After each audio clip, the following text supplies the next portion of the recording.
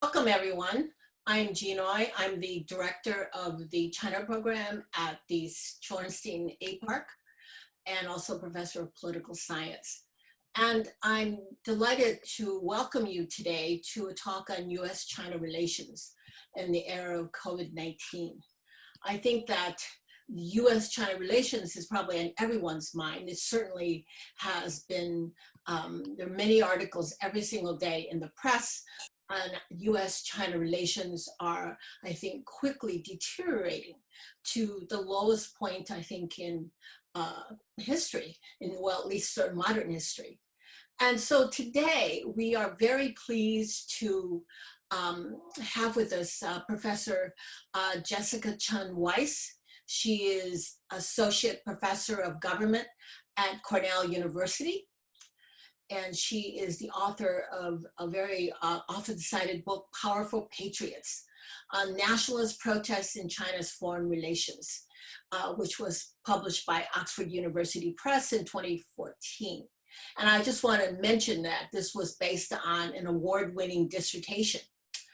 And I'm particularly pleased to welcome Jessica back because Jessica is actually a Stanford product. She did her undergraduate here, and I had the pleasure of actually working with her as an undergraduate. And I also want to note that Jessica has been working on U.S.-China relations for a long time. I still remember when she walked into my office, I think as a freshman, and she was really concerned about U.S.-China relations. And the upshot of that was that Jessica Weiss is actually the founder of the FACES group, the Foreign American Chinese Exchange. And that organization has gone on to try to engage students from China and the US. And this is an ongoing organization that's really the result of her early work. Most recently, she's edited a volume comparing China and Russia with Carrie Kozel and Valerie Bunce called Citizen and State in Authoritarian Regimes. And so Jessica is kindly agreed to talk to us about U.S.-China relations, but particularly with after all of the things that have happened since COVID-19.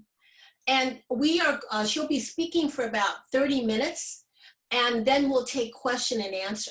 And I know there are a lot of you out there, apparently something like 300 or more.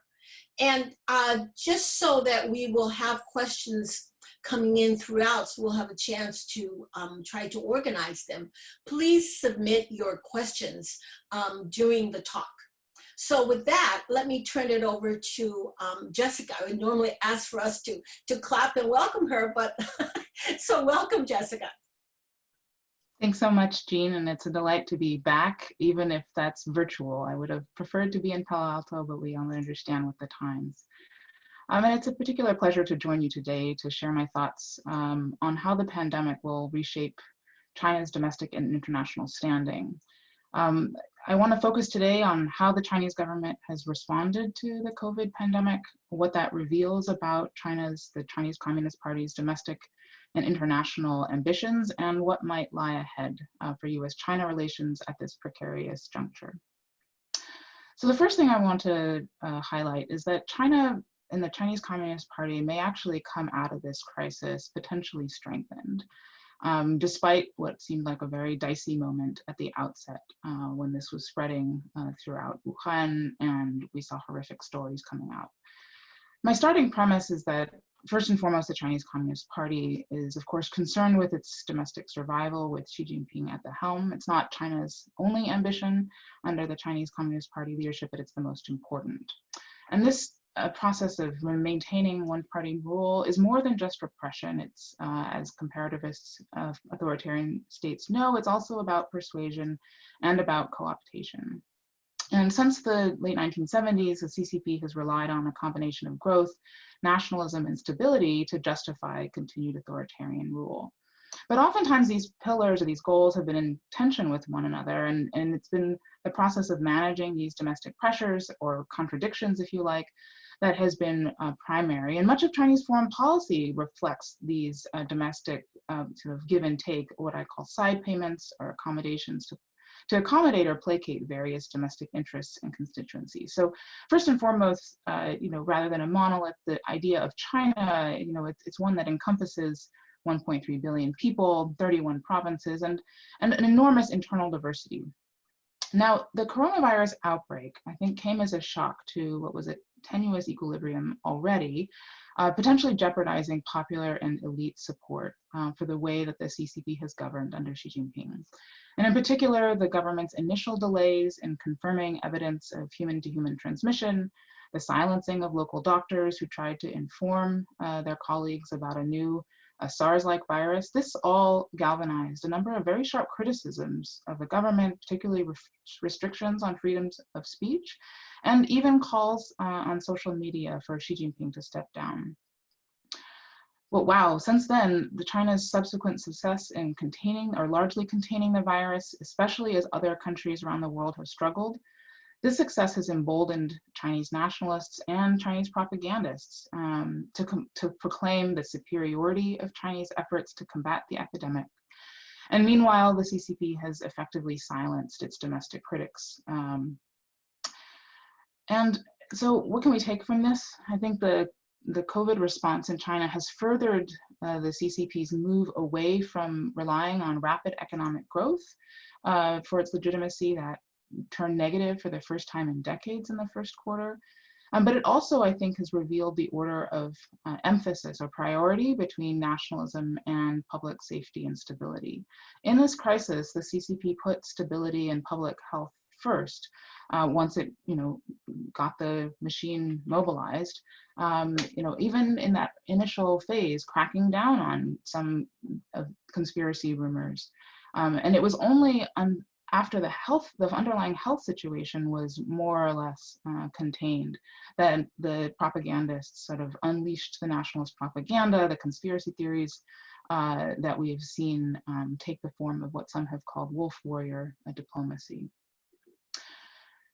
The second point I want to make is that this nationalism on the international stage has really hindered China's international appeal. To be sure, there has been praise for specific efforts that China took in containing the outbreak after it was already underway, but the initial delays have really elicited widespread calls around the world, including the United States, Australia, and other governments for accountability and even reparations. Inside China, the outbursts of xenophobia and permissive attitudes towards policies that have been discriminatory against foreigners, particularly against Africans in Guangzhou, these all have undercut Chinese diplomats' efforts to try to portray a more magnanimous and generous China and in its masked diplomacy and assistance to countries that have been hit hard by the coronavirus. In the face of both domestic and international pushback, I think we are beginning to see some signs that Beijing might temper some of its more excessive propaganda. But nonetheless, I think we're still at a moment of a potential inflection in the Chinese government's international approach to handling the coronavirus. So what does China's response to the pandemic reveal about China's international intentions in particular?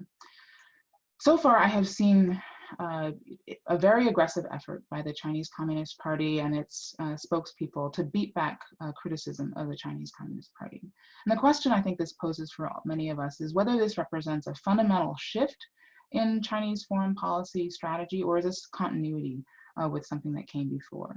So before the crisis, I wrote in Foreign Affairs last summer that the Chinese Communist Party is trying to make a world safe for autocracy, to ward off the threat of democratic diffusion, foreign efforts to subvert the Chinese Communist Party through what some term peaceful evolution. But this effort to defend the Chinese Communist Party's unbroken rule at home has also become increasingly international in scope, both trying to intimidate and silence critics amongst the Chinese diaspora, which have traditionally been considered a threat to regime security, but it's also gone around the world trying to drum up support and emphasize China's leadership in the world, which domestic surveys in China show that the Chinese public increasingly values. But what we've also seen is increasingly offensive, bruising tactics, as perhaps inside China there's been a determination that the best defense involves a good offense. And so some have looked at China's growing international influence, more assertive efforts to secure China's so-called core interests, including territorial and maritime claims in the South China Sea, Taiwan, Hong Kong, and have concluded that China poses an existential threat. It's an existential enemy to the United States and to a liberal democracy around the world.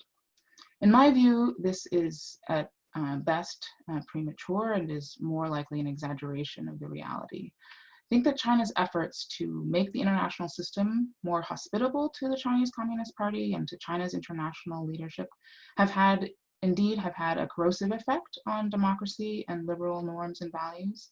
But so far, at least, I see a continuity in which the Chinese government has not been bent on, at least so far, a crusading effort to spread Chinese-style autocracy around the world or to overturn the international order wholesale. Although some have pointed to a Beijing consensus, I think there's much greater spectrum of domestic opinion, with that idea or even a China model being quite contested internally inside China, with some absolutely advocating a much more aggressive effort to proclaim and promote a China model, but others inside China on the more liberal end of the spectrum have argued that China's economic success is owed much more to unleashing markets and private enterprise than it has been state-directed efforts. And this is a debate that continues to go on inside China. Now, under Xi Jinping, Chinese leaders have increasingly promoted or given prominence to a China solution or option, as she said, blazing a new trail for other developing countries to achieve modernization. Yet Xi Jinping and other Chinese spokespeople have also explicitly denied any intent to export this model or require others to copy China. So what do we make of this too? It's clear that there is definitely an interest in advertising an option. The question is whether or not there's any inducement or requirement that others copy or conform to Chinese style norms or regime type. Now, as hopes externally for regime change in China and criticism of the Chinese Communist Party have grown abroad, so has China's willingness to show off and proclaim a superior system. In September of last year, Xi Jinping called on leading Chinese cadres to, quote, dare to struggle and be good at fighting when faced with risks and challenges that threaten the CCP's leadership, including the sovereignty, security, and development and great rejuvenation of the Chinese nation, end quote. During the pandemic, we have seen, I think, an abundance of evidence of this new, more abrasive style of wolf warrior diplomacy. And Chinese propaganda efforts have gone beyond just defending the CCP's performance and showcasing the failings of liberal democratic states like the United States. Chinese propagandists and foreign ministry spokespeople have gone further, including amplifying conspiracy theories, blaming the United States for the coronavirus, and Chinese social media accounts have spread false information.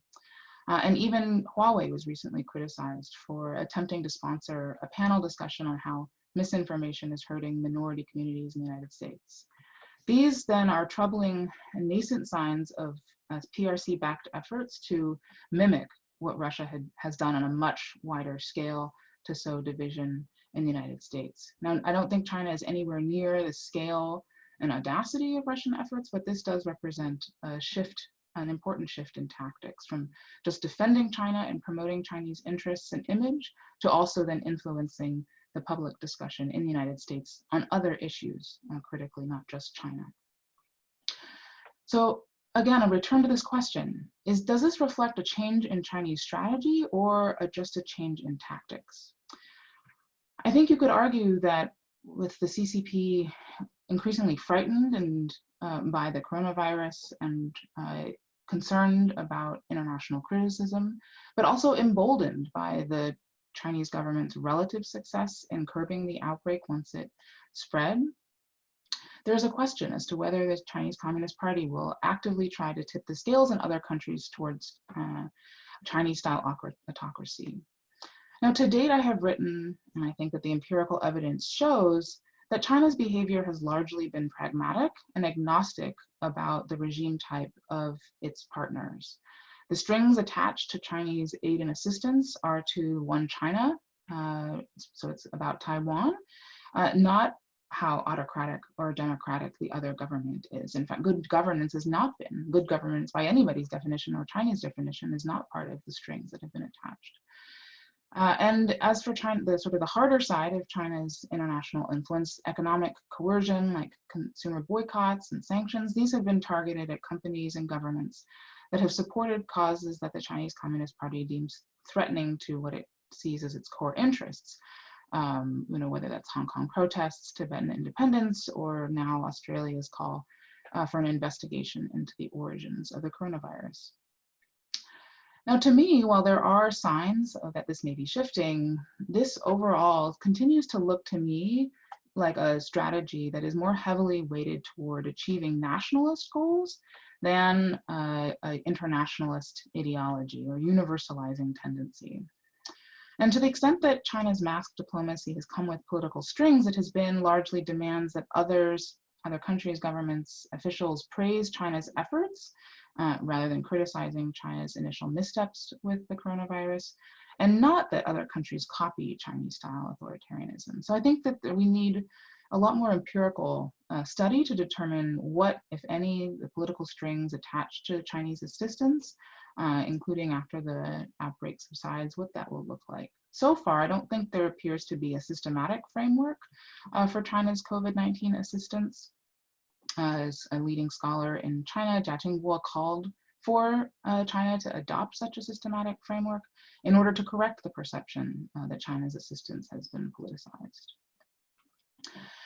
And ultimately, I think to assess what it is that China wants, which, as I've noted, I think is contested and constantly being updated as domestic and international pressures arise, we need to more rigorously study not only Chinese rhetoric, but also Chinese behavior.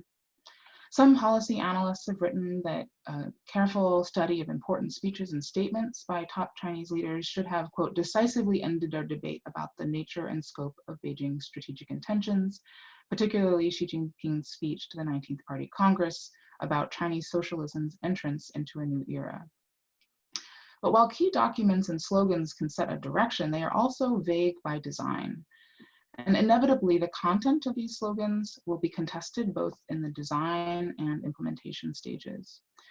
And in fact, my research on Chinese rhetoric and what I've called bluster with Alan Defoe suggests that Chinese rhetoric often provides cover with domestic audiences for a variety of policies, including tactical restraint, sometimes working to shore up public approval, to look good for domestic audiences, even when the government doesn't necessarily follow through in taking real action.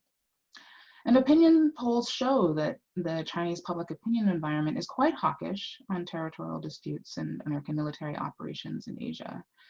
And younger Chinese, while perhaps not more nationalist in identity, they still, many of them have more hawkish foreign policy attitudes than older generations. And amongst netizens and elites, those are even more inclined to call on the Chinese government to invest in and rely on military strength. Still, research has shown that the Chinese public has considerable appetite for international leadership, as well as isolationism. So there's a lot of different domestic constituencies and audiences and attitudes that the CCP has been able to play to and accommodate through a variety of mixed messages, bluster, and sweeping rhetoric about leading a shared future for humankind. Underneath the bluster and this belligerent talk, I think, is also a strand of pragmatism, which takes into account China's actual capabilities and the risks of overturning the apple cart, if you will, whether that's to the imperatives of domestic growth, access to international markets, or, of course, the possibility of provoking open military conflict. So to wrap up here with some thoughts about concerns about whether the United States and China are entering or on the precipice of a new kind of Cold War, as well as some policy implications.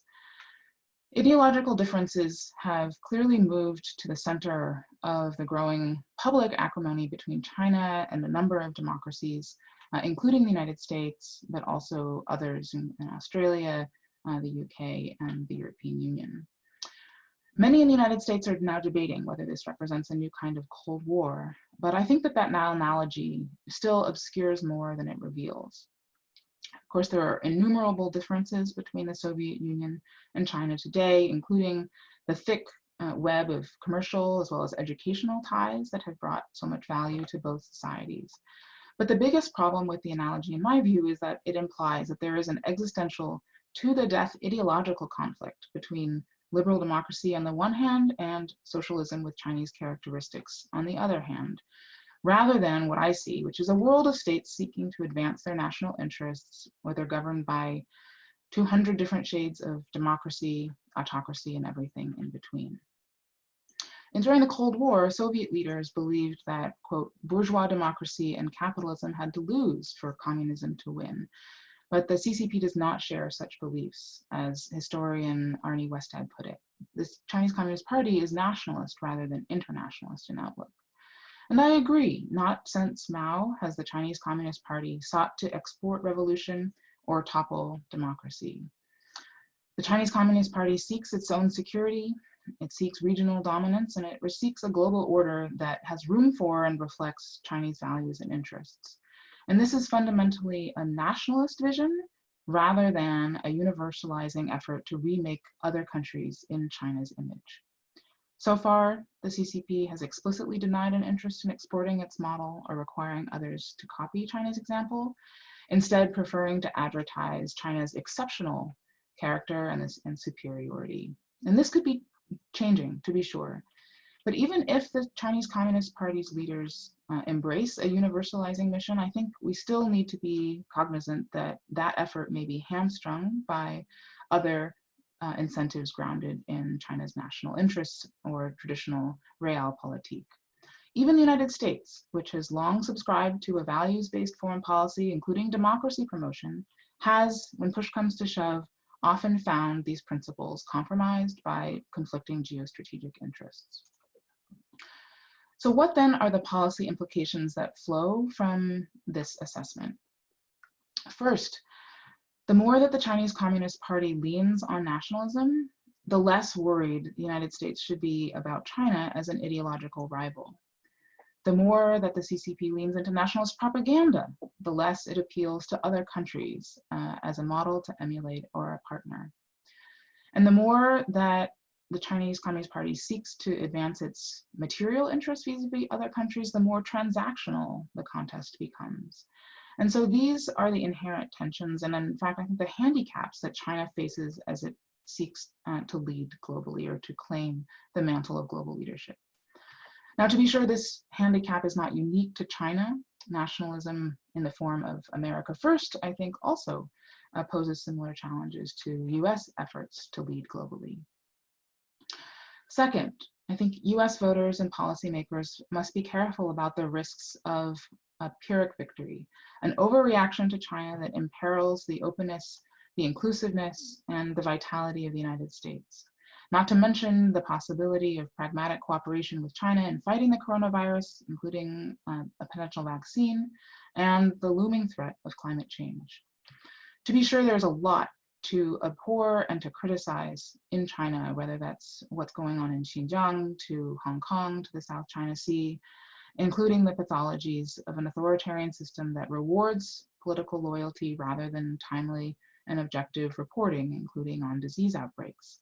But I think US policymakers need to be attuned to the costs and the risks of overreaction, including policies of reciprocity that end up hurting the United States more than they hurt China, whether that's limiting visas for Chinese journalists, limiting visas for Chinese students and research scientists of Chinese origin.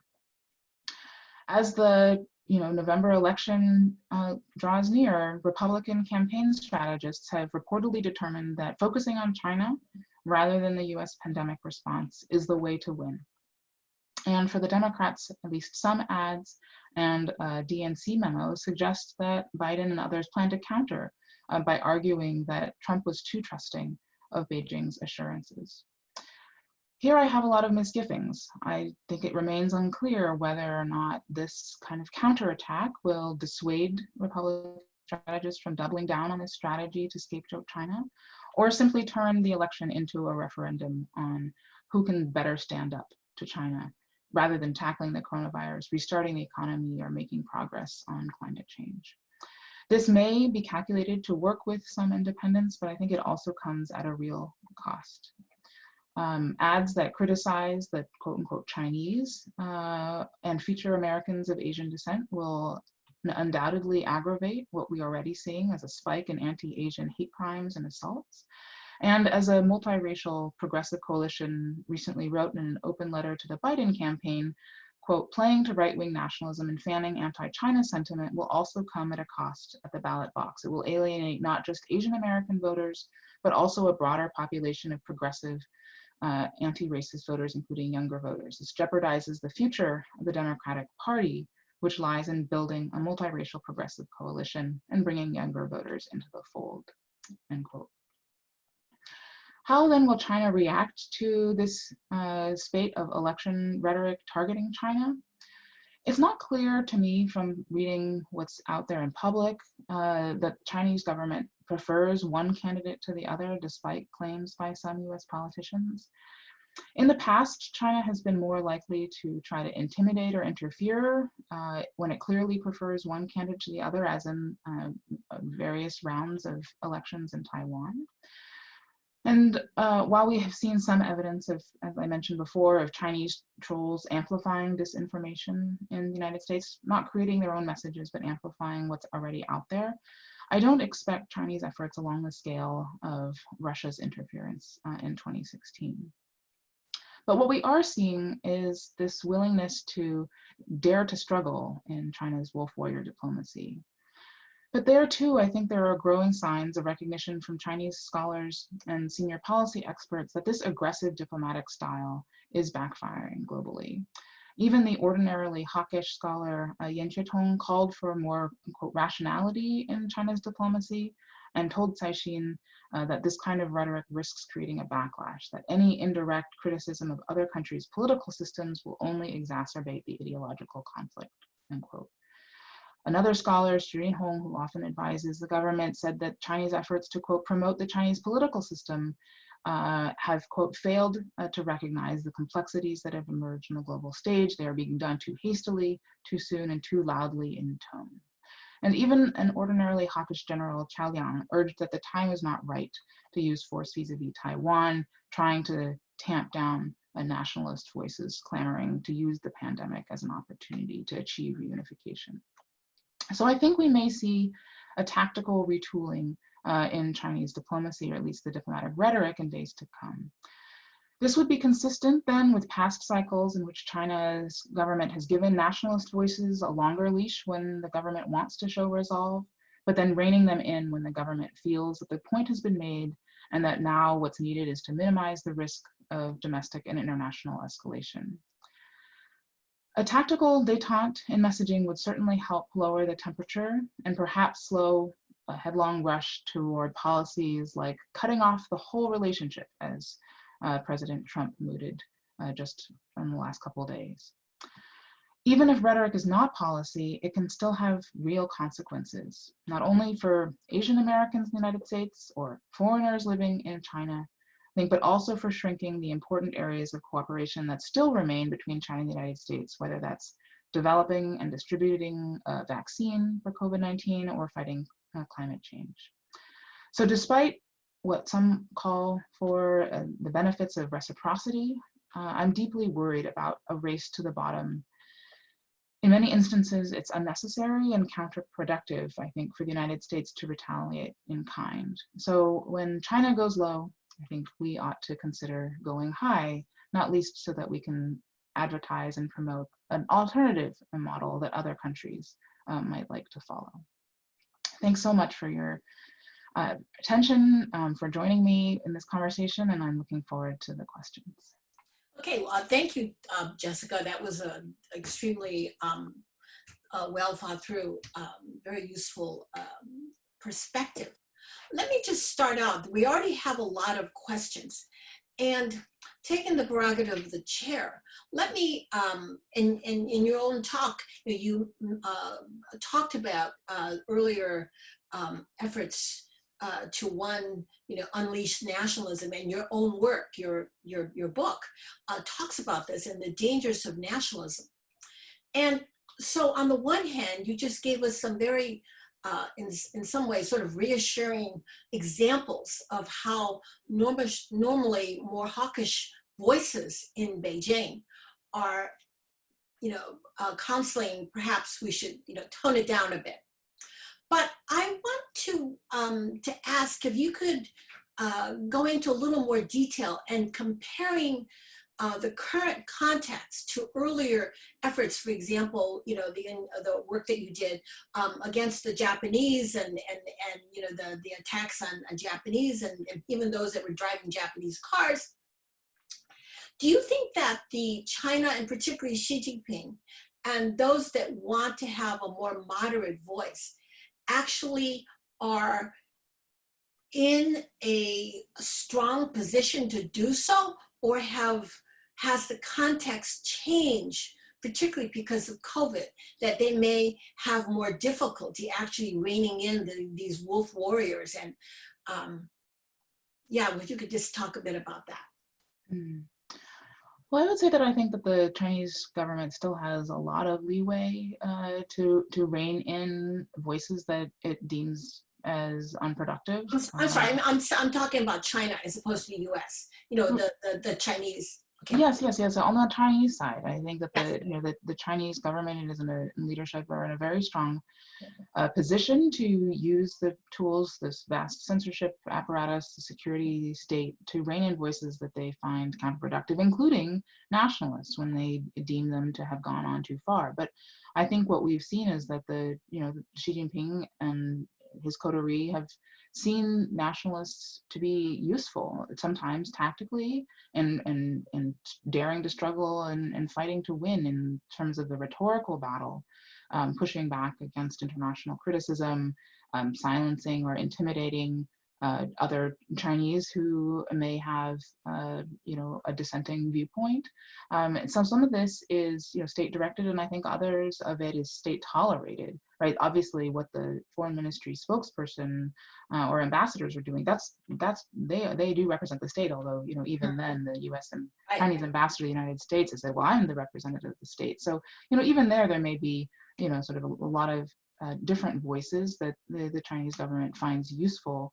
And then the question is, when it goes on too long, they tamp it down. And when protesters are in the street, referring back to the work that I've done in the past, that comes at a certain cost that is different from when you're, reining in nationalist voices online. Of course, there is some cost to be paid, but the government has invested so much in sort of its propaganda apparatus and its censorship apparatus that I think it is paying this cost all the time. The question is which voices is it silencing? And I think that perhaps the calculation at a time when there is deep domestic concern about the death of Li Wenliang and the enormous human cost that the Chinese people suffered at home, that this was no time to be squelching nationalist voices as the crisis wore on.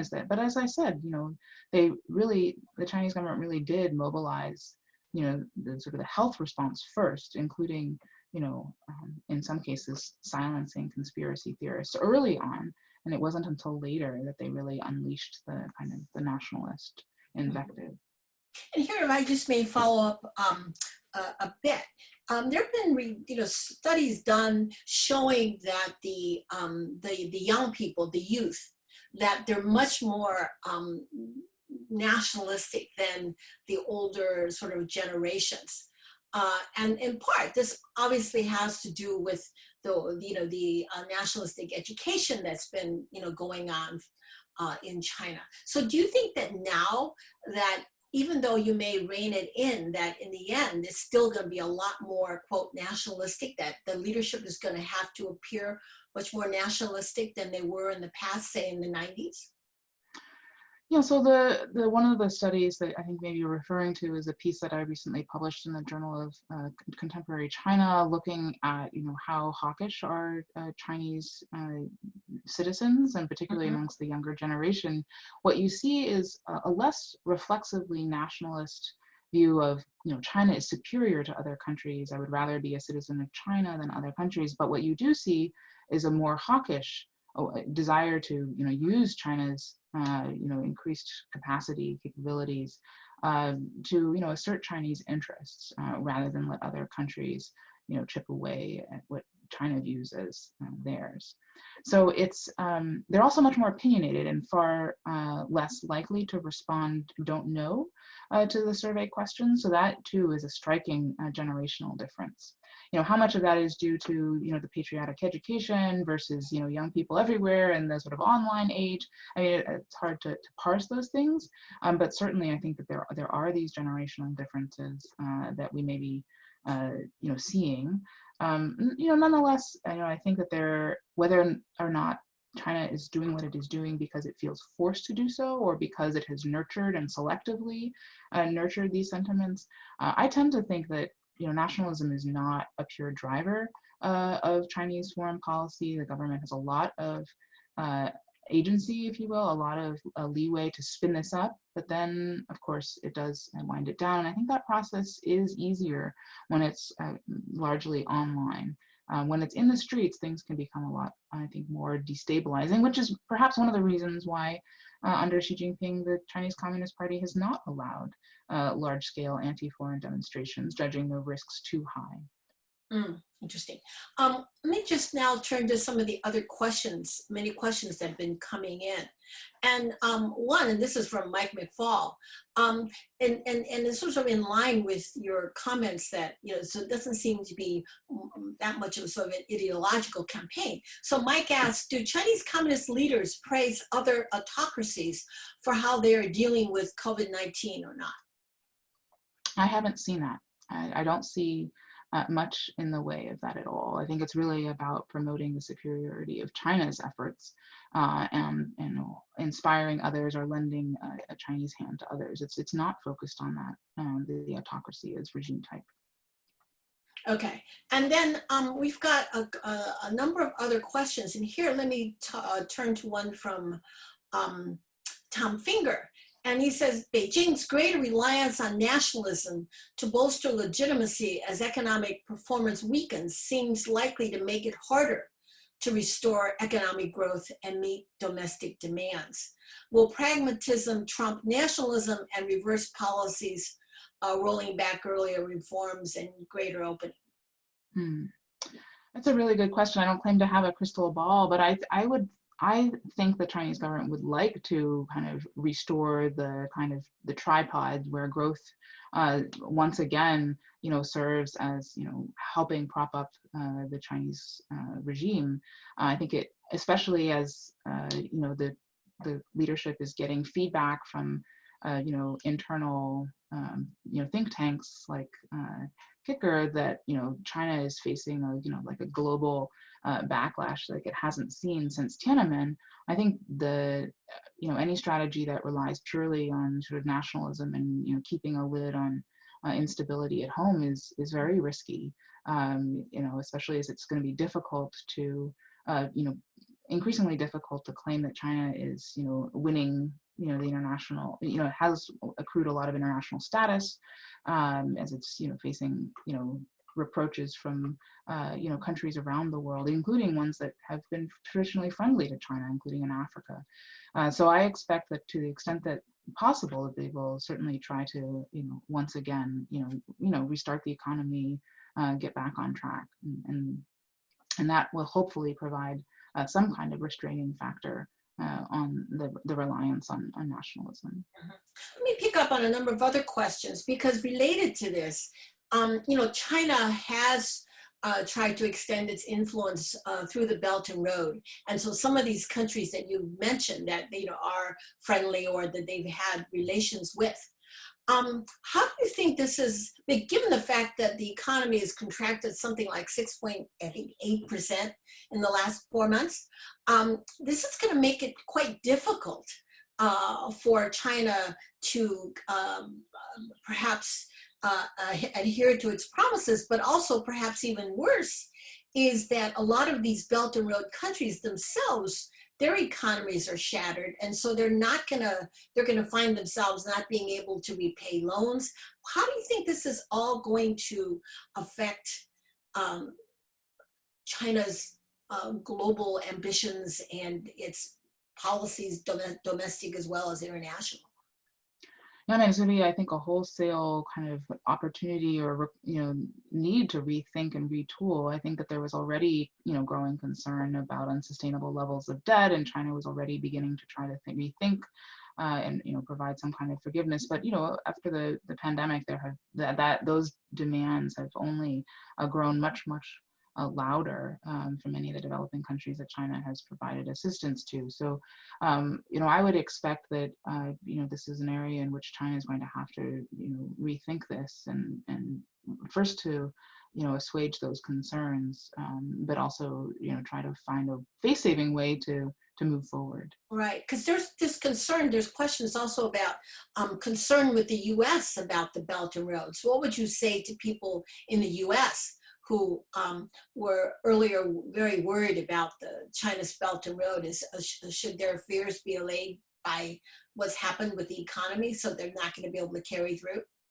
Absolutely. I mean, I think that it's a much less, it should be much less of a concern, because I don't think that China will have the, that kind of surplus capacity that it's trying to, spread around the world. I think there's going to be a lot more focus on, getting the domestic economy going again, and with far less sort of outward international effort. I mean, there's obviously the international assistance piece with the COVID assistance, but, in terms of the infrastructure push and everything else, I think that we're likely to see, big changes that, I already thought that the concerns about the Belt and Road were a bit overblown, but, now, the capabilities are changing.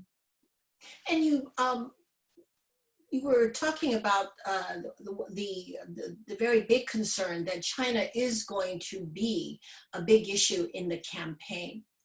And we do, see the relationships every day seems to be getting worse and worse. So what do you think is the best way for those of us who think that, channels should be kept open? What do you think would be the most constructive way for people to try to allay these fears, or just sort of calms the situation down to try to have more constructive cooperation? What do you think is the best strategy for that? There are a number of people that are concerned, including myself.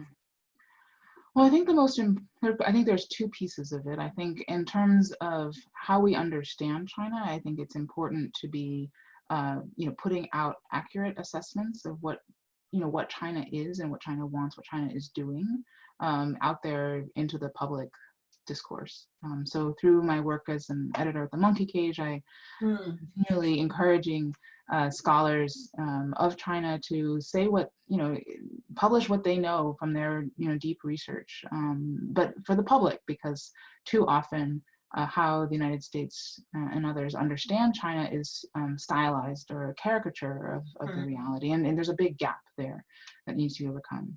In terms of policy and what concerned citizens and voters should want, I think, is really for a set of policies that are, more like scalpels than hammers in terms of how to deal with concerns. Because there are real challenges that the United States faces in dealing with China, and across, any sector.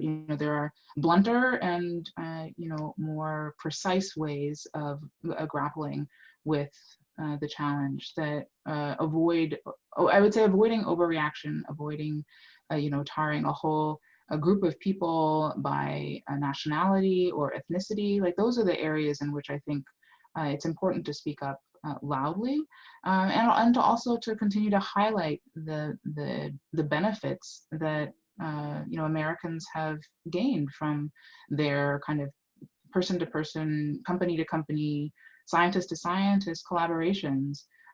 That's not just about, oh, strengthening the PRC as this geopolitical competitor to the United States, but no, it's about, the kind of the scientific breakthroughs, medical advances that have benefited Americans, and not just, some government on the other side of the Pacific. Yeah, but then there are also, as you know, these investigations and the pulling of funding by NIH for scientific research for cooperation. Any thoughts about such events? And absolutely, I think that I'm deeply concerned by whenever there appears to be kind of a politicized effort to intervene into kind of scientific research and that process, the peer review process. I think that's devastating for the United States' reputation as a kind of a rigorous and objective scientific community. And that's exactly kind of an instance in which I think that in the United States, the U.S. government risks a Pyrrhic victory, one which costs us more than it benefits us. We have to really, I think, be very clear-sighted about the magnitude of the threat from China. Not everything is equal or poses an equally large threat to the national security of the United States. Over time, we have seen various acts of sort of industrial espionage or, the pilfering of, scientific research be elevated to the level of federal crime and a national security threat. And so that accompanying that has been the devotion of enormous amounts of U.S. resources towards combating these threats. And I think ultimately we need to make sure that whatever investigations take place, that they are as transparent as possible, and that they are as targeted as possible, and careful, so that we have fewer of these cases of where charges are brought and then dropped shortly thereafter. So these unfounded allegations end up, I think, creating a lot of undue alarm and suspicion. And whether or not these allegations are correct, if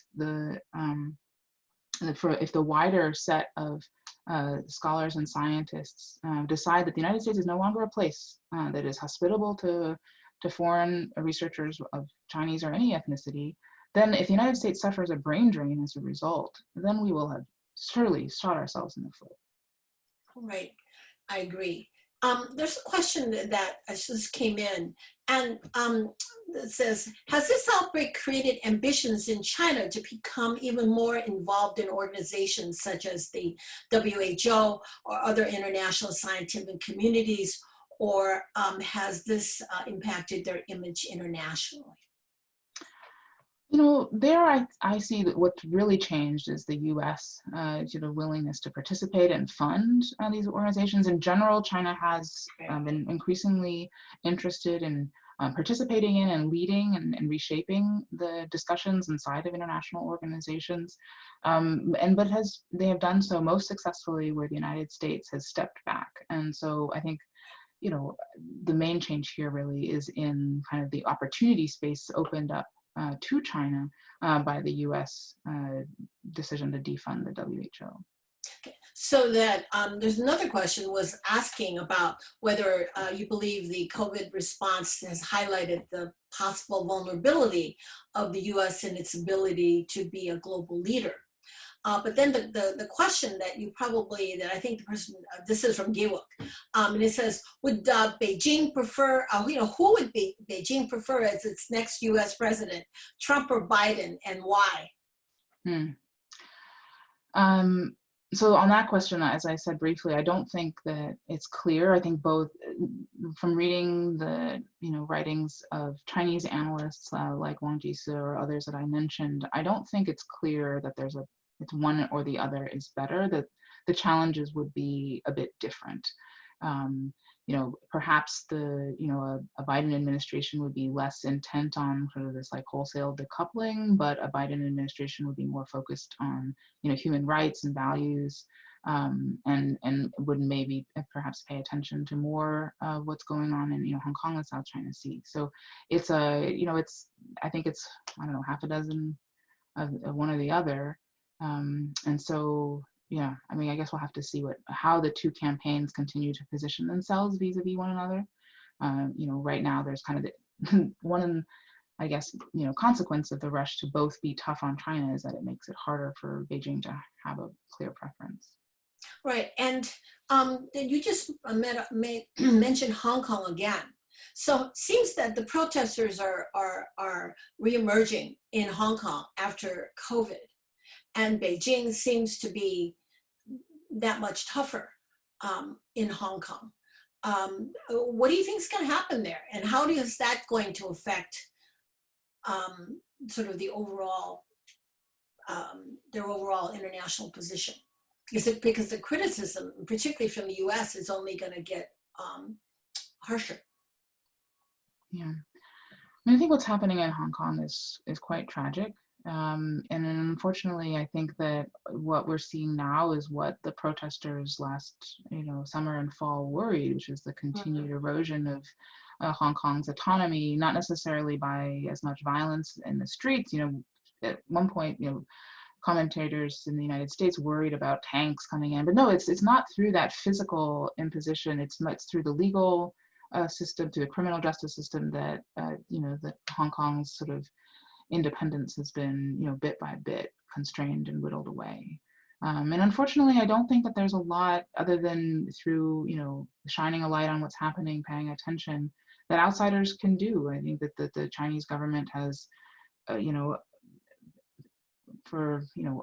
even though this is, I think pretty groundless, has painted the protests and unrest there as the work of foreign black hands, and any kind of more overt effort to, provide support, I think simply, plays into that narrative.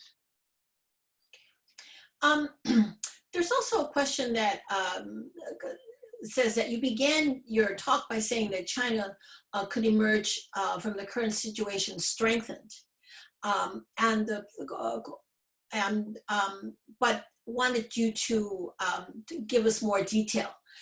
In what way would you think it's actually strengthened? Can you tell us a bit more? Yeah, I mean, it's of course it's too soon to say, and it could be strengthened in a way that it's even more brittle. Right? It's less conducive to dissent. It's sort of more dissenters have been silenced. Of course, right, the economy is much weaker, so they're relying heavily on nationalism and other forms of sort of political mobilization to sustain their support. But I think there is a reality that other countries around the world are struggling to a far greater extent than China is at the moment. Not all countries, of course, but the other sort of sources of inspiration that those in China might have looked to as sort of, if only we were more like X, Y, or Z country. Those countries, that's not the case. I mean, I think the reality is that the United States in particular has really struggled to deal with this. And so in terms of thinking about, okay, well, what would it be worth bucking Beijing to achieve? All right, chaos was already this thing that so many Chinese have wanted to avoid, and the costs of the transition to some other kind of system are so huge. Now, what lies on the other side? I think it's this has really been. Somebody asked, I think, this question about what about U.S. leadership? What is the pandemic real? I mean, I think it has really tarnished the U.S. image of and as a country that has its act together. And so to the extent that the U.S. was a model that anybody in China wanted to copy, it makes that a very difficult sell. So strengthened only in the sense of it's relative, because as you mentioned, it's that actually the system could be more brittle, but compared to the alternative, i.e. particularly the U.S., it could come out looking stronger. Okay, good.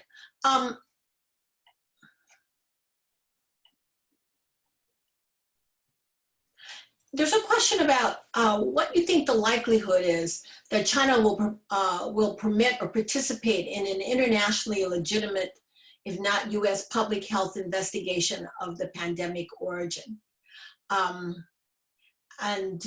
So they want to know if that's what he thinks going to be the likelihood of that. There have been a number of various news articles saying that they gathered all this. They started very strong, gathered all this information, and then seemed to stop in terms of at least letting the international community see the results of some of those earlier investigations. Mm-hmm. I would put the chances very low. I think, especially as it has become politicized. I think that particularly the concern that this will, expose, some wrongdoing of any kind, that any evidence of wrongdoing, which we know, there was at the outset in terms of, delaying the, evidence confirming the human-to-human transmission. Even at that level, that itself is not something that the Chinese government is willing to acknowledge, let alone anything else. And so I think it's extremely unlikely, particularly as demands for accountability and reparations become a cudgel that politicians around the world have used to hit Beijing. I think, and lawsuits that are percolating. I think that it's much more likely that the Chinese government will, act to dismiss those. At best, they, might conduct a more thoroughgoing investigation on their own, and hopefully we'll learn some lessons so that, the next outbreak will be stopped, much sooner. Let me just add that this questioner commented that it seems unlikely that the investigation would actually find that the pandemic was the result of a release from the lab. And so wouldn't an honest investigation actually be in Beijing's favor? I think that's true. I mean, I would agree with that. On the other hand, my understanding is that there's still too much risk involved. And if they are there, that would be a potential upside. But, I think that the reality is, I think that this is not a regime prone to that level of kind of radical transparency. This has been a wonderful and very enlightening session. Thank you very much. And I want to congratulate you on all your work, including on Monkey Cage, where I think scholars can, and others, policymakers can speak out to try to improve U.S. China relations. So thank you very much. Thank you. Thanks so much, Jean, for having me. All right. Work. Okay, bye-bye. Bye. Goodbye, everyone. Thank you.